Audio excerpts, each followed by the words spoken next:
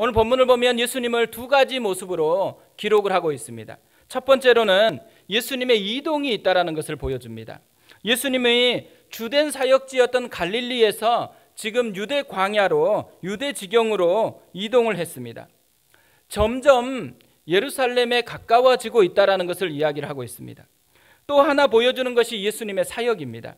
예수님이 그냥 예루살렘으로 가까이 가는 것이 아니라 다시 전례대로 가르치시면서 가까이 가고 있다라고 이야기를 합니다.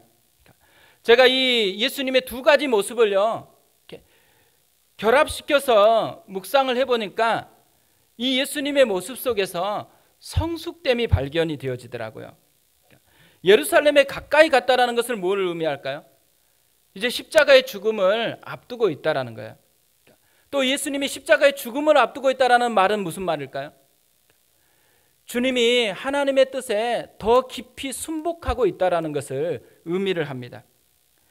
그렇기 때문에 예루살렘으로 점점 더 가까이 가고 있다라는 것은 예수님의 존재감으로 좀 더 성숙되어 가고 있다라는 것을 보여주고 있다라는 거죠. 또한 예수님이 전례대로 지금 가르치고 있다라고 얘기하고 있는데요, 이곳에서도 성숙됨이 담겨 있습니다. 사실 예수님께 나왔던 사람들을 보면요, 설교 들으려고 온 사람 별로 없어요. 다 기적을 경험하고 싶어서 왔습니다. 그래서 예수님이 기적을 행하였을 때는 굉장히 놀랍게 반응을 했어요. 근데 설교를 하고 난 후에는 그닥 그렇게 반응하는 것이 성경에 나와 있지를 않습니다. 그럼에도 불구하고요, 예수님은 모이면 다시 전례대로 가르치셨다라고 얘기합니다. 예수님께서 청중에 반응하고 상관없이 지금 한 사람 한 사람을 향해서 최선을 다해서 마음을 담아서 설교를 하고 있다라는 거죠. 예수님의 이 마음을 담은 설교, 전혀 반응이 없는 사람을 향해서 계속해서 마음을 담을 수 있다는 것은 뭘 의미하겠어요? 성숙됨이 없이는 불가능하다라는 거죠. 제가 어제 신방을 갔었는데요, 중등부 선생님을 찾아달라는 거예요. 왜 그런가 이제 들어보니까요, 조카가 우리 교회에 조금 다녔습니다. 중등부에 다녔는데 이 아이가 최근에 필리핀으로 이렇게 갔어요. 근데 이 필리핀에서 환경이 달라지니까 적응이 잘 안 됐나 봐요. 2주 동안 잘 음식도 못 먹고 굉장히 힘들었었다고 하더라고요. 그런데요, 이 아이가 이 힘든 가운데서 이제 한인교회를 검색을 해가지고 직접 그곳으로 찾아간 거예요.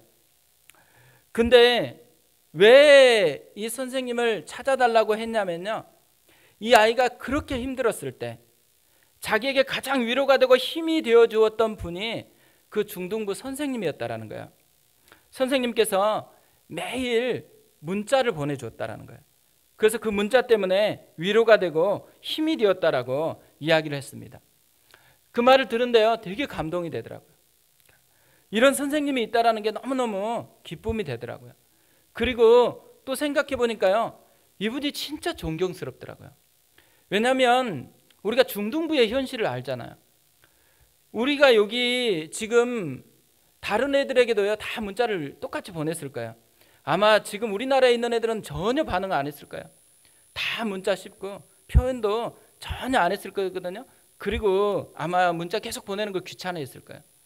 그런데 이 아이는 환경이 달라지고 절박하니까 그 문자 하나하나가 굉장히 가슴에 와닿은 거잖아요. 근데 생각해 보세요. 전혀 반응도 안 하는데 계속해서 문자를 보낼 수 있다는 거, 그건 뭘 의미하겠어요? 성숙됨이 없이는 불가능한 일입니다. 그러니까 이 선생님이요, 진짜 성숙되신 거예요. 설교를 준비하다가 보니까 이분이 오늘 예수님을 굉장히 많이 닮았더라고요. 저는 우리 아이들이 이런 선생님 밑에서 있다라는 게 되게 감사하고 또 자랑스럽다라는 생각을 했습니다. 사실 예수님께서 달란트 비유에서요, 한 사람 한 사람이 수고한 것에 대한 칭찬을 하고 계십니다. 마태복음 25장 23절에서 이렇게 얘기합니다. 그 주인이 이르되 잘하였도다 착하고 충성된 종아, 내가 적은 일에 충성하였음에 내가 많은 것을 내게 맡기리니 내 주인의 즐거움에 참여할지어다 하고, 주인의 즐거움에 참여하는 사람이 누구예요? 착하고 성공한 종아, 이렇게 얘기하지 않습니다. 착하고 충성된 종아. 예수님이 어디에 관심이 있다라는 거예요? 결과가 아니고 과정에 지금 관심이 있어서 그 과정 하나하나를 귀하게 여기면서 축복하고 있다라는 거죠. 근데 사실 우리는 과정 중심적인 그런 사회에 살고 있지는 않는 것 같습니다.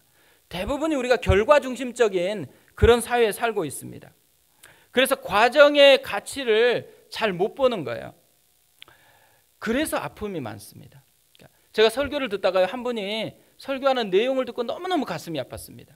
이분이 이야기를 하는데요, 한 특목고 다니는 한 학생에 대해서 얘기했습니다.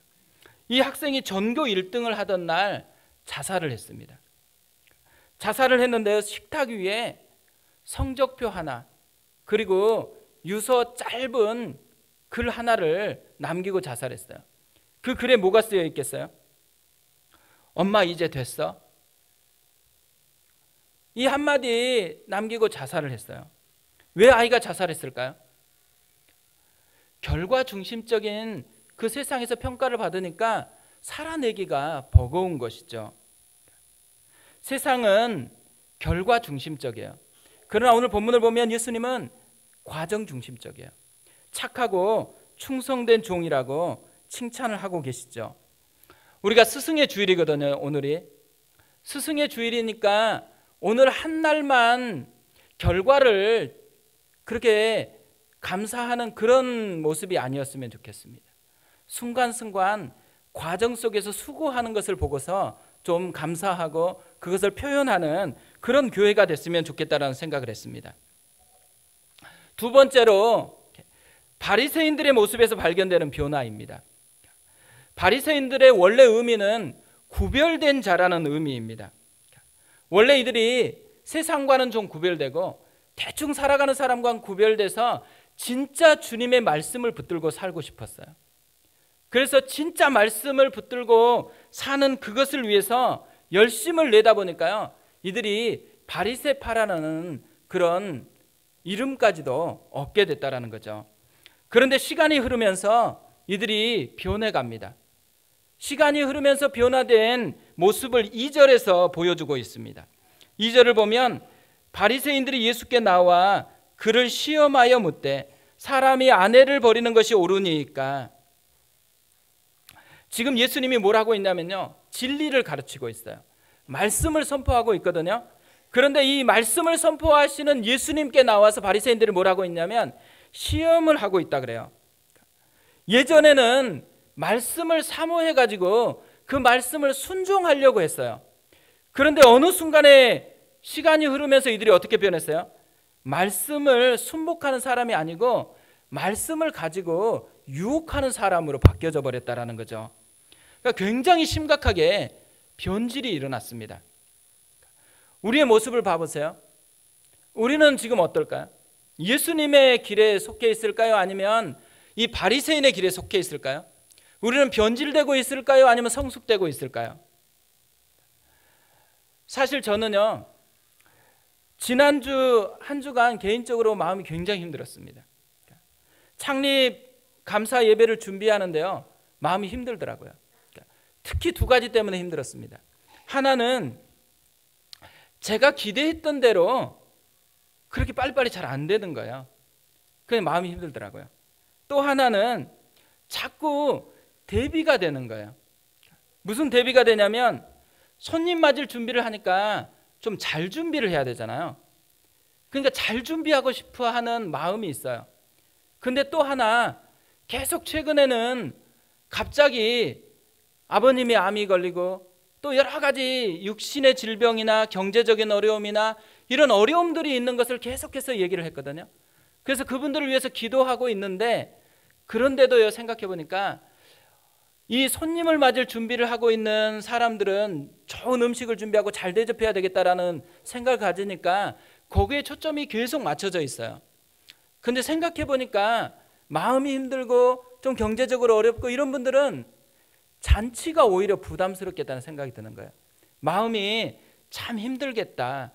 그런데요, 문제는 이 두 가지를 균형을 잡아서 잘 진행하는 능력이 있으면 좋은데 그냥 능력이 없는 거예요. 그냥 마음속에서 이것도 해야 되겠고 이것도 해야 되겠는데 이 능력은 없다 보니까 마음속에서 짜증이 나는 거예요. 왜 이런 상황이 됐지? 이런 짜증이 계속 나니까 짜증은 가지고 있으면 어떻게 돼요? 가까이 있는 사람에게 흘려보내게 돼 있습니다. 그래서 가까이 있는 사람에게 계속 흘려보내는 거예요. 그래서 제가 이렇게 살면 안 되겠다고 생각이 들었어요. 그래서 금요일 날 퇴근해가지고 가족 기도회를 하자고 얘기를 했습니다. 아이들에게 다 모여가지고 좀 기도를 했으면 좋겠다. 그러면서 아빠 상태가 안 좋다 지금. 아빠가 지금 굉장히 상태가 안 좋으니까 너네들이 좀 아빠를 위해서 기도해 줬으면 좋겠다. 그러면서 아빠 상태가 어떤지를 얘기를 해줬어요. 그리고 나서 아빠가 이렇게 상태를 쭉 생각을 해보니까 아빠가 상황이 힘들고 분주하다고 생각했었는데 처음에는 근데 그 문제가 아니더라. 아빠에게 예수님이 필요한데 예수님이 다스려야 되는데 그런데 아빠가 지금 상황이 아빠를 다스리고 있다. 그래서 상황을 내려놓고 예수님이 다스릴 수 있도록 아빠를 위해서 좀 기도해 주라. 아빠에게 예수님이 필요하다. 그랬더니 애들이 함께 모여서 기도를 해 주었습니다. 그러고 나니까 조금 마음이 정리가 되더라고요. 그런 상황에서 오늘 본문을 묵상하고 있었던 거예요. 그러니까 오늘 본문의 말씀을 묵상하다 보니까요, 제 마음에 기도 제목 하나가 생긴 거예요. 그게 뭐냐면 변질이 아니라 성숙되게 하소서라는 기도 제목이 생겼습니다. 그 설교 제목을 바꾸었습니다. 저는 진짜 바리새인의 길이 아니고요, 예수님을 닮았으면 좋겠어요. 저는 시간이 지나면 지날수록 변질되는 사람으로 인정받는 것이 아니고 진짜 성숙된 사람이라는 그런 인정을 받고 싶어요. 그래서 진짜 기도 제목대로 변질이 아니라 성숙되는 사람 되게 해 주옵소서. 근데 저만이 아니고 우리가 그랬으면 좋겠다고 생각을 합니다. 그러면 우리가 어떻게 하면 바리새인의 길이 아니고 예수님의 길을 걸을 수 있을까요? 오늘 말씀을 보면서 전 두 가지를 발견을 했습니다. 하나는 변질이 아닌 성숙으로 나가기 위해서 방향을 점검해야 한다는 것입니다. 제가 인터넷에서 책을 좀 찾고 싶어서 검색하다가요 보니까요, 굉장히 호기심을 유발하는 글이 하나 있더라고요. 수백 명이 모인 강연 현장에서 CEO의 말문을 막히게 한 질문은 이런 제목이에요. 그래서 읽어봤습니다. 근데 수백 명이 모인 강연의 한 가운데서요, 한 사람이 이 CEO에게 이런 질문을 했어요. 당신에게 큰 이익이 될 기회가 주어졌습니다. 그런데 그 기회가 당신의 존엄성을 무너뜨리는 일이라면 당신은 어떤 선택을 하겠습니까? 이득과 존엄성, 이 충돌되는 이 질문을 하니까요, 이 CEO가 대답을 못했습니다. 왜 못했을까요? 방향을 정하지 못했습니다. 마음의 욕망은 이득에 있어요. 근데 그 이득은 바른 방향 같지가 않아요. 그러니까 선뜻 결정을 못했다라는 거죠. 근데 제가 이 글을 보는데 오늘 본문에 나와 있는 바리새인들이 생각이 났습니다. 오늘 본문을 계속 보면요, 바리새인들의 궁극적인 잘못이 뭐냐면 방향을 잘못 설정했다라는 데 있다라는 거죠. 사실 오늘 말씀을 보면 이게 이혼이냐 아니냐, 이혼이 가능한 것이냐 아니냐 이런 걸 논쟁하는 것 같아요. 겉에는 그래요. 그러나 실제로는 오늘 말씀의 핵심은 이혼을 하는 것이 맞냐 아니냐를 논하는 게 아니에요. 바리새인들이 이 이혼 문제를 가지고 온 것은 이혼 자체를 논쟁하기 위해서가 아니었어요. 2절에 보면 이들이 이 이혼 문제를 가지고 온 이유를 이렇게 설명해요. 바리새인들이 예수께 나와 그를 시험하여 묻되, 시험하려고, 문제 자체가 아니라 그 문제를 통해서 시험하고 싶어 가지고 그렇게 나왔다라는 거죠. 바리새인들이 생각해 볼 때요, 이 이혼의 문제가 예수님께 큰 유혹이 되고 좀 곤란함을 만들어낼 수 있는 좋은 주제라는 생각을 가진 거예요. 제가 이런저런 책을 찾아보니까 그 이유가 선명하더라고요. 의외로. 왜냐하면요, 지금 예수님이 있는 곳이 어디냐면 베레아예요. 이 베레아는 헤롯 안디바가 지배하는 땅이거든요. 이 헤롯 안디바는 누구냐면 세례 요한을 죽인 사람이에요. 세례 요한이 왜 죽었어요? 이 헤롯 안디바가 본처하고 이혼하고 동생 아내를 아내로 맞이한 것에 대해서 바른 말을 했기 때문에 기분이 나빠가지고 죽인 사건이거든요. 그러니까 이 다른 지역에서는 몰라도 베레아 지역에서는 이혼 문제에 대해서 바른 대답을 하면 어떻게 돼요? 헤롯의 적이 되게 돼 있다는 거죠. 그것뿐 아니에요. 당시 이스라엘에는 율법을 해석하는 데 가장 영향력이 있는 두 파가 있었습니다. 하나는 힐렐 학파이고 하나는 샴마이 학파입니다.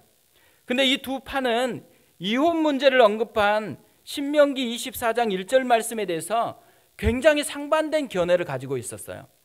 신명기 24장 1절은 이런 내용입니다. 사람이 아내를 맞이하여 데려온 후에 그에게 수치되는 일이 있음을 발견하고 그를 기뻐하지 아니하면 이혼 증서를 써서 그의 손에 주고 그를 자기 집에서 내보낼 것이요. 이 본문을요, 문자대로 좀 엄격하게 해석했던 샴마이 학파는 이혼 조건은 오직 아내가 간음죄를 범했을 때만 가능하다라고 해석을 했어요. 그런데 자유롭게 해석했던 이 힐렐 학파는 간음 외에도 남편을 수치스럽게 만드는 모든 일이 이혼 조건이 된다고 그렇게 해석을 했습니다. 심지어 기록을 보니까요, 진짜 놀라운 게 있더라고요. 힐렐의 학교에서는 아내가 남편의 음식을 요리할 때 소금을 너무 치거나 고기를 너무 오래 굽는다면 그녀는 이혼당하는 것이 마땅하다, 이렇게 가르쳤습니다. 우리 여기 다 이혼하고 지금 여기에 부부로 있을 사람 없을까요? 고기 너무 오래 굽고 소금 너무 쳤다고 그렇게 가르쳤어요. 그러니까 힐렐 학파는 남성 위주로 되게 자기 본능을 강화시키는 그런 조속한 해석을 만들어낸 거죠. 바리새인들이요, 되게 교활한 질문을 한 거예요. 예수님이 둘 중에 하나만 선택해도 한편에 적이 생겨지는 그런 질문을 지금 유도한 것이죠.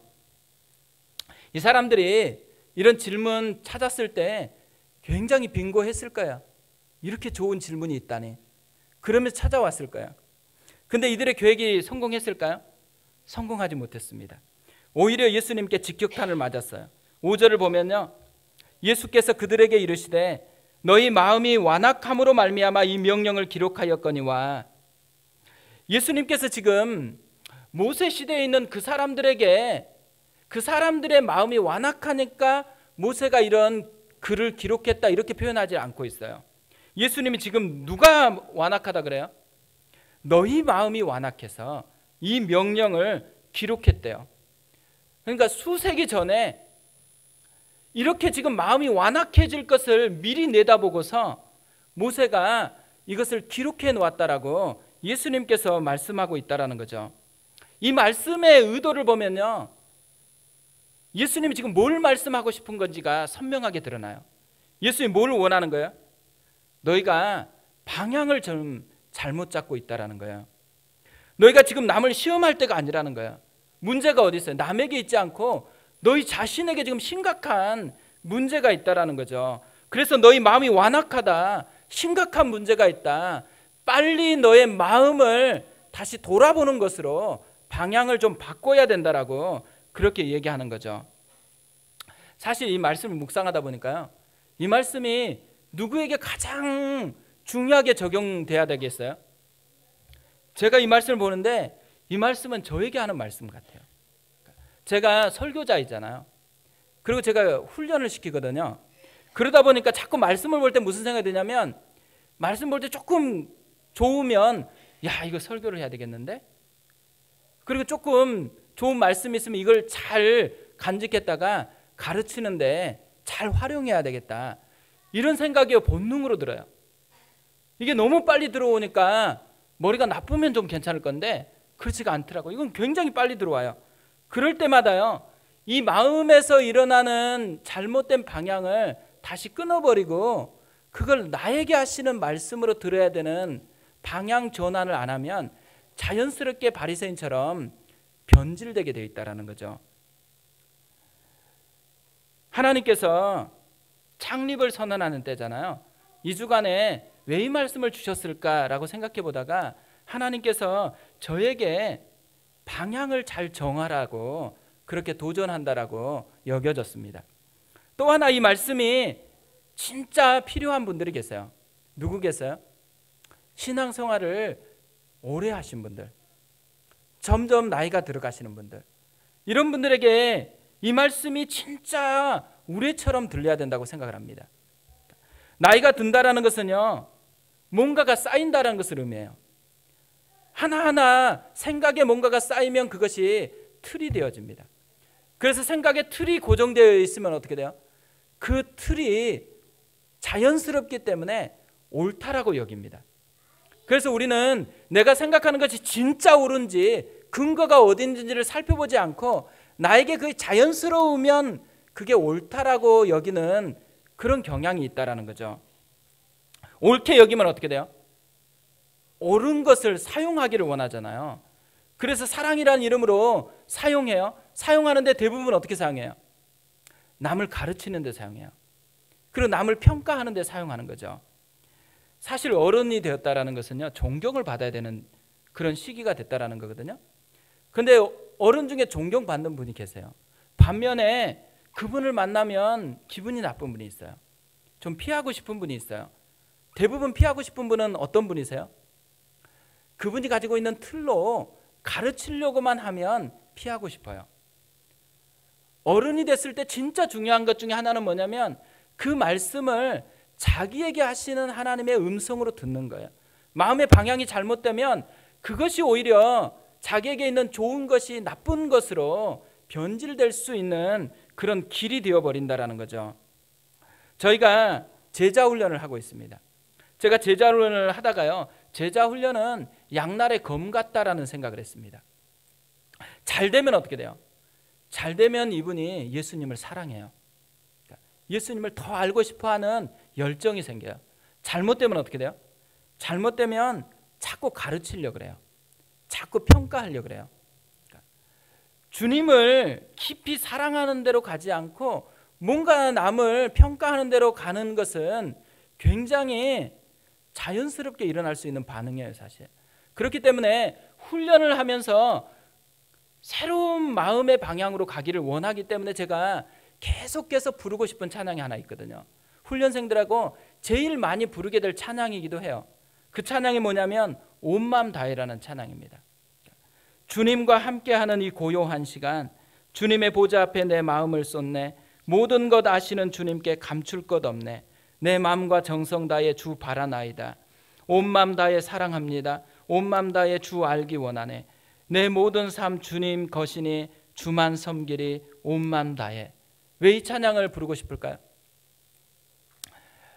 마음의 방향이 여기에 있기 때문에 그래요. 우리가 가야 될 방향이 주님을 알면 알수록 주님을 더 사랑하는 곳으로 방향이 가야 되기 때문에 우리가 예배를 드리잖아요. 오늘 이 시간에 우리가 해야 될 게 있다면 마음의 방향을 점검하는 것입니다. 내 마음의 방향이 예수에게 속해 있는지 바리새인에게 속해 있는지 점검을 해야 되는 거죠. 또 내가 이 설교를 듣고 있는데 자꾸만 이 설교는 남편이 꼭 들었어야 되는데 오늘따라 안 왔냐? 이 설교는 진짜 우리 애가 들었으면 진짜 좋겠는데 이런 생각이 들잖아요. 그때 뭘 해야 돼요? 마음의 방향을 나에게로 바꿔야 되는 거예요. 하나님이 나에게 말씀하고 있다는 것으로 들려지는 마음의 방향을 전환하는 것이 예배에서 해야 되는 일이죠. 왜 그래야 돼요? 하나님이요, 오늘 이 시간에 관심 있는 사람은 이 시간에 설교를 듣는 우리에게 관심이 있어요. 나에게 하나님이 하고 싶어서 말씀하고 싶어서 이 시간에 오셨다라는 거죠. 그래서 내 마음이 주의 음성 앞에 서 있어야 된다는 것입니다. 두 번째로 변질이 아니라 성숙되기 위해서 해야 되는 것이 있다면 원본으로 돌아가야 한다는 것입니다. 우리가 복사를 할 때요, 사본으로 이렇게 계속 복사하다 보면 점점 흐려가지고 잘 안 보이거든요. 그때 뭘 해야 돼요? 그때 원본을 가지고서 다시 복사하면 깨끗하게 다시 보이기 시작합니다. 근데 신앙도 마찬가지라는 거예요. 바리새인들이 지금 시간이 흐르면서 점점 흐려지고 진짜 보아야 될 것을 못 보는 상태가 됐어요. 그럼 뭘 하라는 거예요? 원본으로 돌아가라는 거죠. 예수님께서요, 이런 바리새인들의 상태를 아셨어요. 그래서 예수님이 다시 원본으로 돌리기 위해서 바리새인들에게 권면하는 것이 있습니다. 사실 예수님께서 이 바리새인들의 시선을 돌리기 위해서 두 가지 원본을 얘기하세요. 첫 번째 원본은 모세라는 원본이에요. 바리새인들이 지금 예수님께 와서 물었던 질문이 뭐냐면, 사람이 아내를 버리는 것이 옳으니까, 이렇게 질문했거든요. 근데 예수님께서 다시 질문을 했어요. 3절에 보면 대답하여 이르시되 모세가 어떻게 너희에게 명하였느냐. 그러자 이들이 4절에 이렇게 대답합니다. 이르되 모세는 이혼 증서를 써주어 버리기를 허락하였나이다. 처음 왔을 때 바리새인들이 지금 현재 이혼에 대해서 물었거든요. 근데 예수님이 어디로 지금 시선을 돌려요? 모세의 시대로, 모세가 했던 하나님의 말씀으로 지금 시선을 옮겨 놓았습니다. 또 하나 예수님께서 이들을 시선을 옮겨 놓는 원본이 뭐냐면 하나님이라는 원본이에요. 그리고 처음 가정이 세워졌을 때의 원본으로 다시 시선을 돌립니다. 6절에서 9절을 보면요, 창조 때로부터 사람을 남자와 여자로 지으셨으니 이러므로 사람이 그 부모를 떠나서 그 둘이 한 몸이 될지니라. 이러한즉 이제 둘이 아니요 한 몸이니 그러므로 하나님이 짝지어 주신 것을 사람이 나누지 못할지니라 하시더라.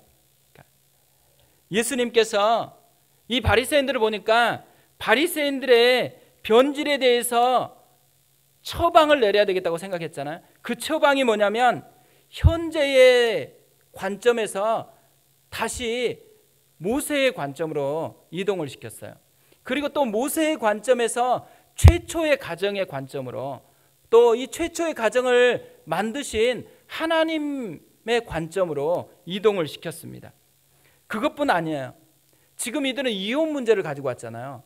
근데 예수님이 지금 이혼에 대해서 답변을 하는 게 아니에요. 뭐에 대해서 답변해요? 결혼에 대해서 얘기해요. 지금 이혼 문제를 논하는 게 중요하지 않다라는 거예요. 결혼 생활만 잘하면, 서로 부부가 사랑하고 서로 부부 안에서 기쁨이 있으면 뭐예요? 이혼 문제는 필요가 없다라는 거예요. 그러니까 이혼 문제에 대해서 생각할 게 아니고 결혼을 어떻게 하면 더 풍성하게 할 것인지, 부부 안에 훨씬 더 풍성한 관계를 어떻게 맺을 것인지, 그거에 마음을 두어야 된다라는 것을 예수님께서 말씀한 거죠. 이것을 보면요, 변질된 사람들을 향한 예수님의 처방이 원본으로 돌아가야 된다라는 거죠. 예수님이 처방하시면서 예수님이 말씀하시는 원본이 있어요. 그 원본이 뭐겠어요? 하나는 하나님의 말씀이에요. 지금 사람들이 와서는 상황에 대한 논리로 얘기했지만 예수님은 모세가 말했던 말씀, 또 창세기에 기록된 하나님이 행하신 말씀에 대해서 이들을 시선을 옮겨주고 있는 거잖아요. 말씀이 원본이 돼서 사람을 다시 세울 수 있다는 것을 예수님께서 이야기하는 거죠.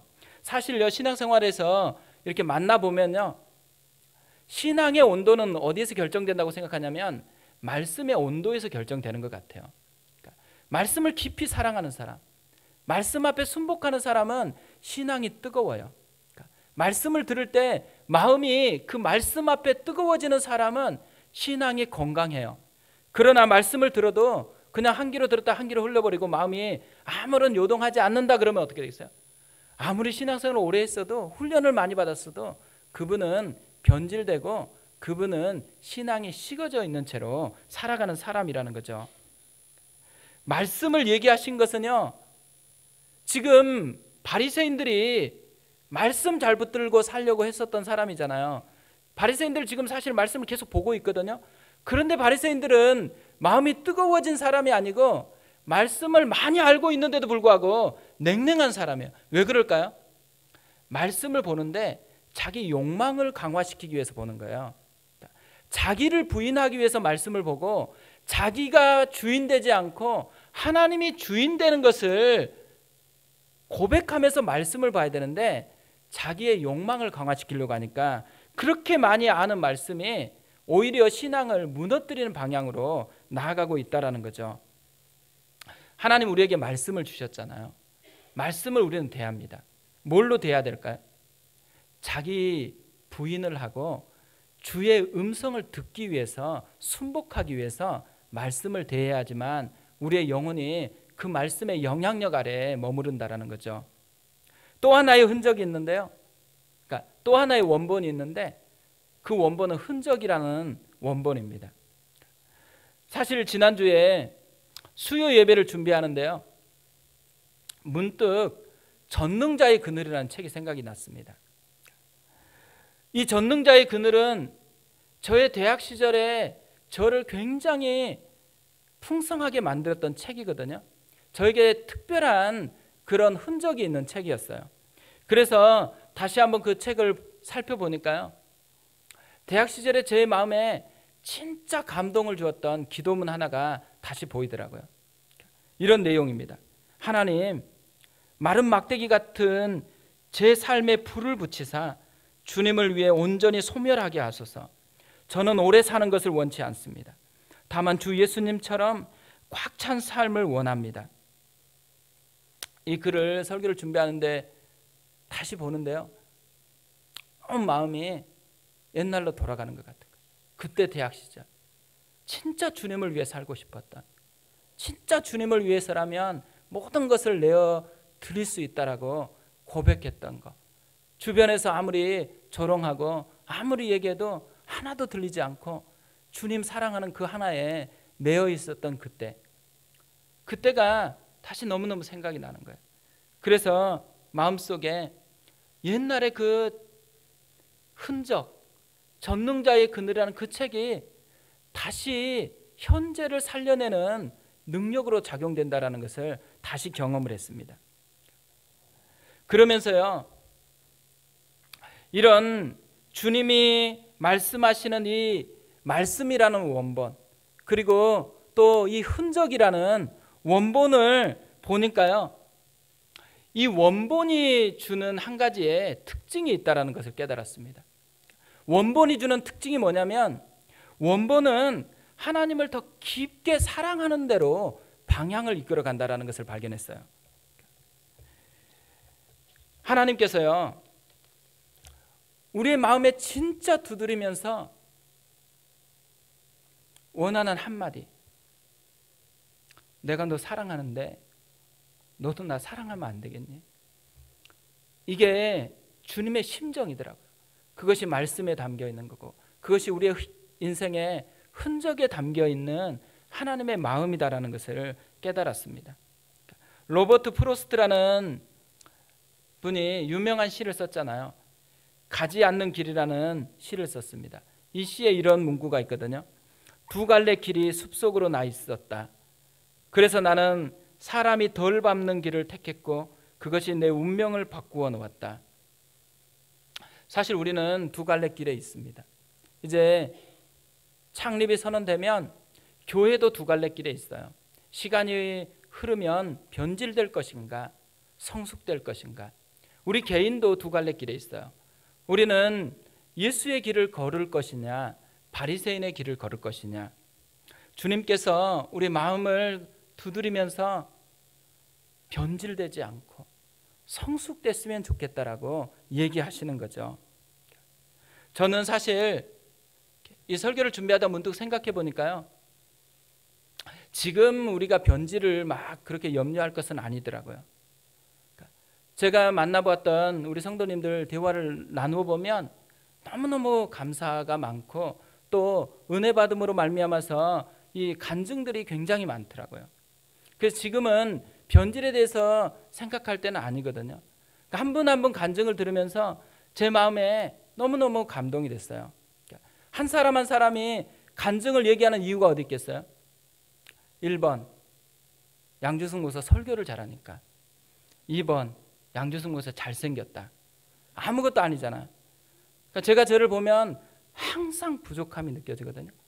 근데 신기하게도 부족함 그것이 사람에게 전달되는 게 아니고 나는 부족한데 하나님의 은혜는 풍성하더라고요. 하나님이 사람을 만지시는 거예요. 하나님이 영혼을 만지시는 거예요. 그래서 한 사람 한 사람의 고백 속에 하나님을 만나는 그 고백이 있더라고요.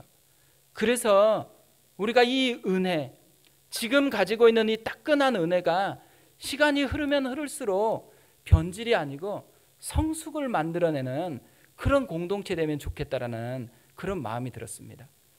우리가 이번 한 주간에 계속해서 마음으로 기도했으면 좋겠어요. 하나님, 우리가 변질되지 않고 성숙되게 도와주옵소서. 그런 은혜가 임했으면 좋겠습니다.